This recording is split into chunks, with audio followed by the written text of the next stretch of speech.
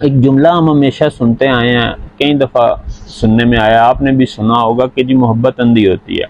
آج اس کے بارے میں آپ کو ایک حدیث مبارکہ سناتا ہوں، آخر تک ضرور سنیے گا۔ عن ابی الدرداء رضی اللہ تعالی عنہ عن النبی صلی اللہ تعالی علیہ وآلہ وسلم، حضرت ابی الدرداء رضی اللہ تعالیٰ عنہ فرماتے ہیں حضور صلی اللہ تعالی علیہ وآلہ وسلم نے فرمایا، حبک الشیء یعمی و یسم، محبت، کسی چیز کی محبت انسان کو اندھا اور بہرا کر دیتی ہے۔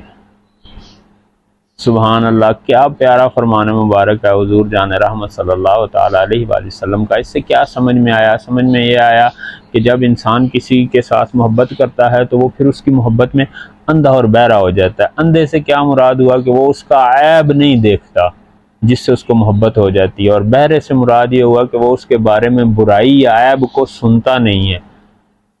تو ہم حضور کی محبت میں یومی بھی ہیں اور یوسم بھی ہیں، ہم حضور کی محبت میں بہرے بھی ہیں، اندھے بھی ہیں۔ ہم حضور کی محبت میں کسی کے بارے، حضور جان رحمت صلی اللہ تعالیٰ علیہ وآلہ وسلم کے بارے میں کوئی ہلکی بات نہ سنتے ہیں اور نہ دیکھ سکتے ہیں۔ الحمدللہ، یہ تو ہمیں حضور ہی نے سکھایا ہے نا، حبک الشیء یعمی و یسم۔ آئیں اس حدیث مبارکہ کو یاد کرتے ہیں۔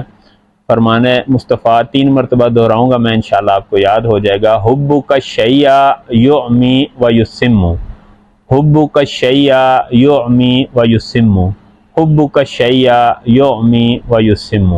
صلو علی الحبیب صلی اللہ تعالی علی محمد۔